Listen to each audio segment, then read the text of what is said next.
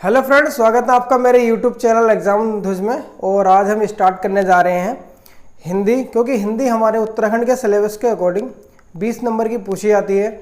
तो सक्सेस में 20 नंबर की वैल्यू बहुत ज़्यादा होती है, ठीक है, क्योंकि 20 नंबर की हिंदी है हमारे सिलेबस में, 40 नंबर का आपका उत्तराखंड है, 10 नंबर की रीजनिंग है और बाकी आपका 30 नंबर का जीएस है, ठीक है। तो हिंदी और उत्तराखंड और रीजनिंग ये तीनों ही 70 नंबर के हैं। तो ये आपकी सफलता में बहुत ज़्यादा रोल प्रोवाइड करते हैं। तो 20 नंबर की हमारी हिंदी पूछी जाती है। तो आज हम हिंदी का चैप्टर स्टार्ट करेंगे, वर्णमाला। हमारी हिंदी जो है ये भी हमारी 3 भाग में डिवाइड है। 15 नंबर की पूछी जाती है आपकी हिंदी ग्रामर, मतलब हिंदी, ठीक है। 20 और आपकी 2 से 3 नंबर की पूछी जाती है आपका हिंदी साहित्य से, और 2 नंबर का पूछा जाता है आपका पत्रकारिता तथा लेखन से, पत्र लेखन से। तो इस तरह ये हमारी 20 नंबर की हिंदी पूछी जाती है एग्ज़ाम में। फ्रेंड, मैंने अभी जो एग्ज़ाम हुए थे उत्तराखंड ग्रुप सी 746 और वीडियो, ये दोनों ही एग्ज़ाम मैंने दिए हैं। और मेरे नंबर जो है ग्रुप सी में मेरा सिलेक्शन हो रखा है, और उसमें मेरे नंबर आए थे हिंदी में 15 नंबर, और जो एग्ज़ाम हुआ था वीडियो का, इसमें मेरे नंबर आए हैं 17.5। मतलब मेरे 18 क्वेश्चन सही थे हिंदी में, आधा नंबर मेरा कट गया था क्योंकि मैंने 20 के 20 अटैम्प्ट करे थे। तो मेरे जो है 17.5 नंबर आए हैं, क्योंकि हिंदी के मैंने एक अच्छी गहन तैयारी की है और प्लस प्रॉपर नोट्स बनाए हैं। तो मैं चाहता हूँ कि अपने इस यूट्यूब के माध्यम से आपको एक अच्छी कंटेंट प्रोवाइड करूँ और पूरी 20 नंबर की आपकी जो हिंदी आती है वो सिलेबस आपका कंप्लीट कराऊँ। तो स्टार्ट करते हैं हम हिंदी का पहला चैप्टर स्टार्ट करते हैं, वर्णमाला।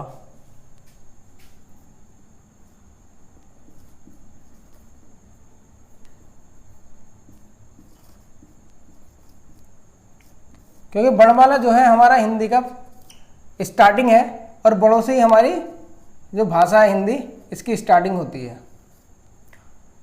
वर्णमाला काफ़ी अच्छा टॉपिक है और यहाँ से हर एग्जाम में 1 या 2 नंबर के क्वेश्चन आपके पूछे जाते हैं। तो वर्णमाला स्टार्ट करते हैं हम। फ्रेंड, जो भाषा की सबसे छोटी इकाई है उसे बोलते हैं ध्वनि, और ध्वनि को कहा जाता है वर्ण, ठीक है।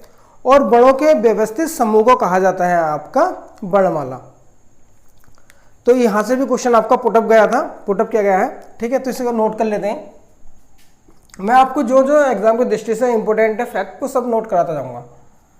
तो भाषा की सबसे छोटी इकाई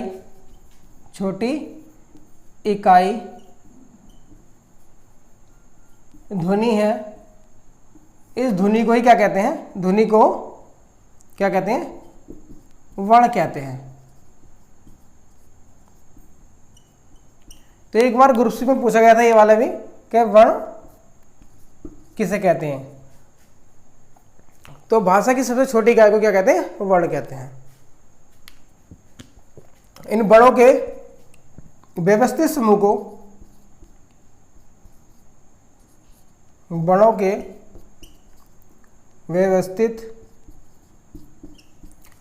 को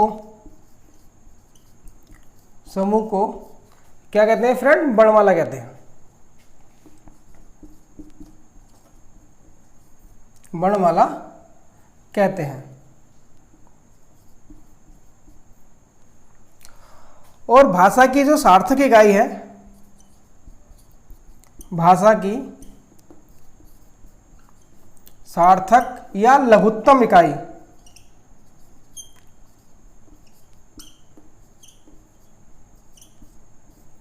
भाषा की सार्थक या लघुत्तम इकाई को क्या कहा जाता है? वाक्य कहा जाता है। वाक्य कहते हैं।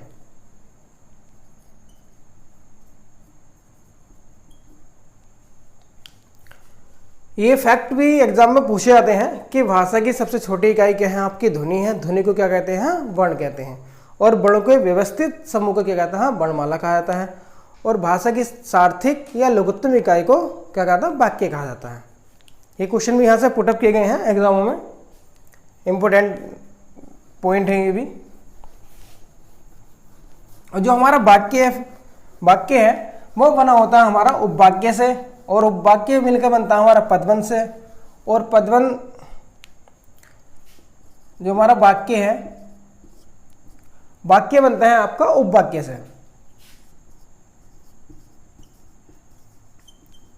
और उपवाक्य बना होता है हमारा पदबंध से। पदबंध बने होते हैं हमारे पद से। पद को जो है शब्द भी कहते हैं, शब्द जो है स्वतंत्र होता है, लेकिन जब उसको वाक्य में प्रयोग कर लेते हैं तो उसको पदबंध कहा जाता है। अभी एग्जाम्पल देखें, समझाऊंगा आप लोगों को। पदबंध हो गया, पद हो गया, अब आता है हमारा अक्षर, और अक्षर के बाद अक्षर बना होता है हमारा वर्ण से। तो ये है हमारी वाक्य की रूपरेखा। वाक्य बना होता है आपका उपवाक्यों से, उपवाक्य बना होता है आपका पदबंध से, ठीक है।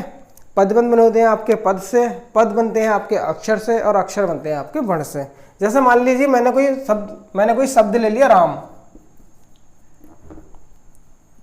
कोई शब्द राम है, तो ये क्या है, ये शब्द है। अगर इस राम को मैं वाक्य में प्रयोग कर दूं तो ये क्या लगा, ये पद क्या लगा। जैसे मैंने ले लिया एग्जाम्पल, राम स्कूल जाता है, राम स्कूल जाता है। तो यहां पर जो है ये सब शब्द हैं, ये भी आपका शब्द है, ये भी शब्द है, ये भी शब्द है। अब जब हमने वाक्य में प्रयोग कर लिए तो ये कहलाएंगे पद। और इन तीनों को अगर हम कंबाइंड कर दें, अगर इन तीनों को कंबाइंड कर दें हम, मतलब ऐड कर दें, जोड़ दें, तो ये कहलाएंगे आपके पदबंध। पदबंध, ठीक है, इस तरह कहते हैं। अब ये जो है हमारा राम, ये तो शब्द हो गया। अब राम जो बना है वो कौन कौन से अक्षर से मिलकर बना है, ये बना है हमारे रे आ में, रे आ में, ये हमारा हमने अक्षर का विभाजन कर दिया। अब देख लेते हैं वर्ण। तो वर्ण जो है हमारा रे प्लस आ प्लस में, आधा में आगा प्लस ए, तो ये हो गया, हमने कर दिया वर्ण। तो राम जो हमारा इन वर्णों से मिलकर बना है, ये हो गया हमारा, ठीक है, वर्ण का विच्छेदन। अब देख लेते हैं हम, आगे चलते हैं। अब देख लेते हैं हम, जो हमारी वर्णमाला स्टार्ट हुई है, अब देखते हैं वर्ण कितने प्रकार के होते हैं, वर्ण कौन कौन से होते हैं, और टोटल वर्ण कितने होते हैं।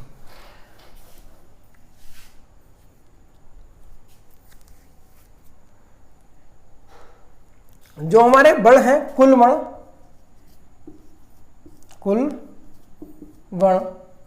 कुल वर्णों की संख्या कितनी है हमारी, 52 है।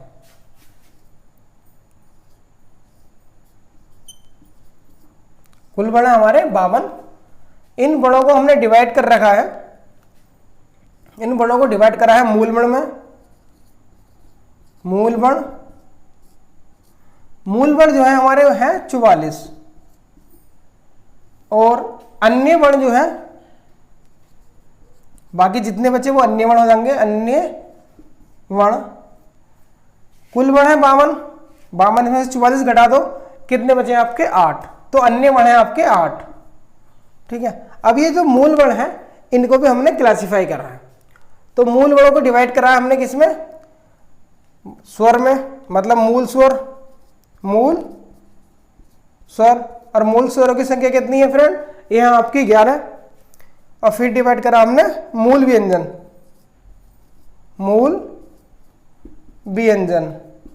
तो मूल व्यंजन की संख्या कितनी हुई, 44 है, 11 घटा दो तो कितने बचे, 33, ठीक है। तो ये हमारे वर्ण का विच्छेदन है। अब देख लेते हैं ये जो हमारे 11 मूल स्वर हैं ये कौन कौन से हैं। तो ये है हमारे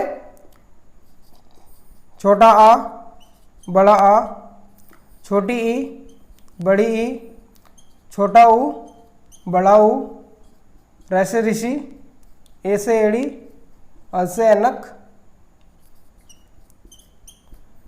और बड़ा ये। तो ये हो गए हमारे 11, 1 2 3 4 5 6 7 8 9 10 11। तो 11 क्या है हमारे मूल स्वर हैं। अब देख लेते हैं हम मूल वर्ण। तो इसको मैं रफ कर देता हूं, आप यहां तक नोट कर लेना, क्योंकि मैं इसकी क्या बनाऊंगा, एक फ्लो चार्ट के थ्रू समझाऊंगा आप लोगों को। टोटल कुल वर्ण कितने हैं हमारे 52, मूल वर्ण है हमारे 44, 8 है हमारे अतिरिक्त। जो 44 मूल वर्ण है उसमें 11 हैं आपके स्वर और 33 हैं आपके व्यंजन।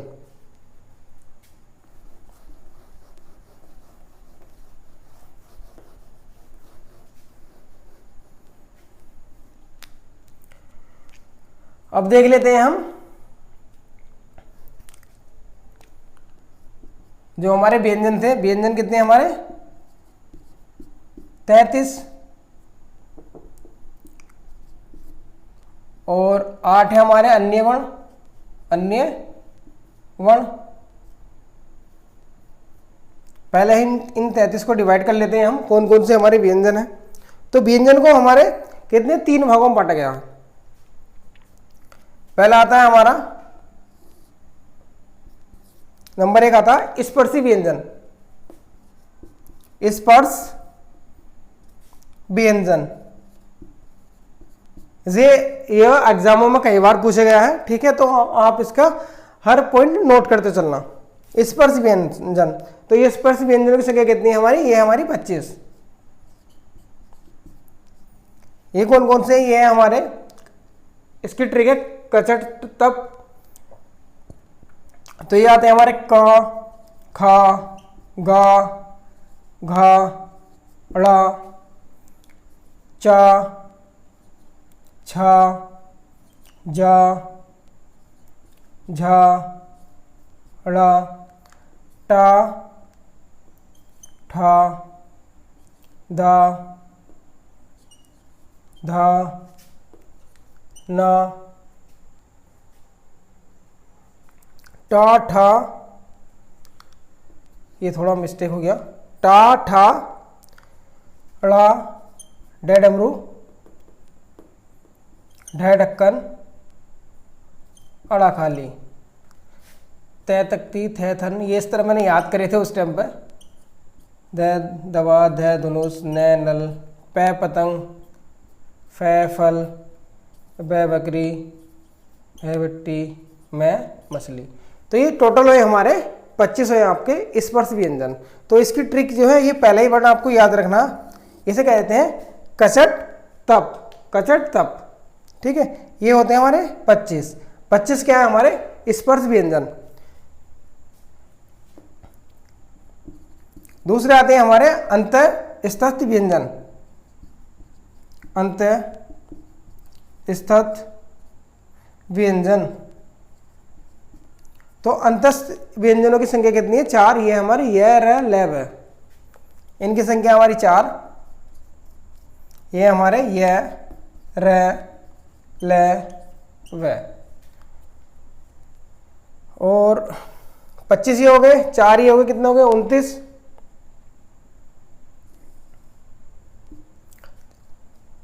नेक्स्ट आते हैं हमारे ऊष्म वर्ण।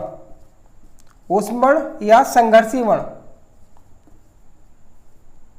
संघर्षी वर्ण, तो इनकी संख्या भी कितनी है 25 और 4 29, कितने होंगे ये भी 4 होंगे, ठीक है। इनकी संख्या भी कितनी है हमारी 4। तो ये टोटल कितने होंगे हमारे 33 व्यंजन हो गए। अभी देख लेते हैं ऊष्मीय या संघर्षी व्यंजन कौन से होते हैं। तो ये होते हैं हमारे स वर्ण वाले। तो ये हो गया हमारे बड़ा सा, षटकोण वाला सा और हा, ठीक है। तो ये हो हमारे 33 आपके व्यंजन हो जाते हैं। अब देख लेते हैं जो हमारे बचे थे अन्य वर्ण 8, वो कौन कौन से हैं। तो ये हैं हमारे अन्य में आते हैं हमारे, पहला आता संयुक्त व्यंजन। ये ग्रुप सी में कई बार पूछा गया है। तो संयुक्त व्यंजनों की संख्या कितनी है 4 है, ठीक है।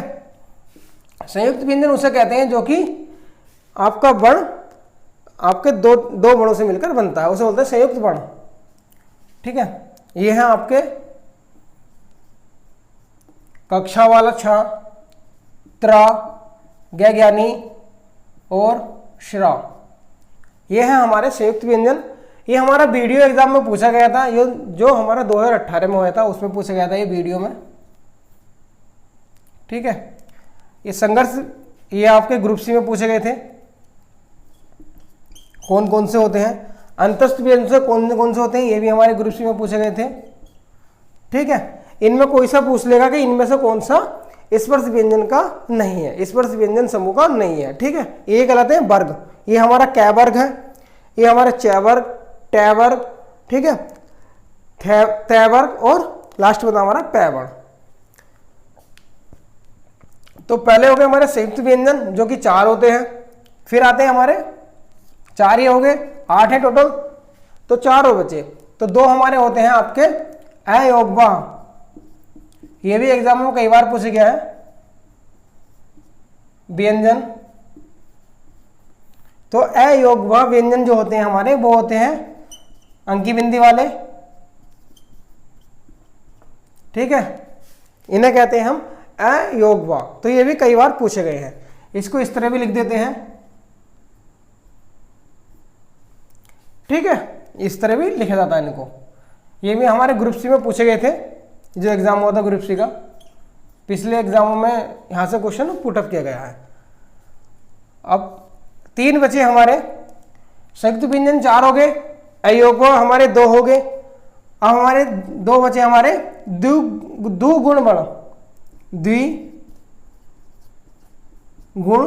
वर्ण। तो द्विगुण वर्ण कौन से हैं, ये ड डमरू वाले और डै ढक्कन वाला है। तो ये बचे हमारे 2 कौन से हैं, डै डमरू यहाँ पर पॉइंट लग जाएगा और डै ढक्कन ये वाला यहाँ पर लग जाएगा। तो इसे बोलते हैं द्विगुण वर्ग वर्ण। तो ये हमने पढ़े आज वर्णमाला के वर्ण कितने प्रकार के होते हैं और कौन कौन से वर्ण होते हैं। ठीक है, इसका नेक्स्ट पार्ट में मैं आपको बताऊंगा स्वर कितने प्रकार के होते हैं, स्वर कौन से होते हैं, कौन कौन है, कितने प्रकार के होते हैं। ठीक है, उसको डिफाइन करेंगे। फिर अगले ही वीडियो में हम व्यंजन पढ़ेंगे। इसे 3 या 4 पार्ट में ये आपका कंप्लीट हो जाएगा पहला चैप्टर वर्णमाला। आई होप आपको समझ आ गया होगा। ठीक है, कि इसमें क्या क्या है वर्णमाला में। अगर आपको मेरा वीडियो अच्छा लगता है तो प्लीज़ लाइक, शेयर और सब्सक्राइब करें और अपने इस भाई को सपोर्ट करें सब्सक्राइब करके। Okay, thank you, thanks for watching.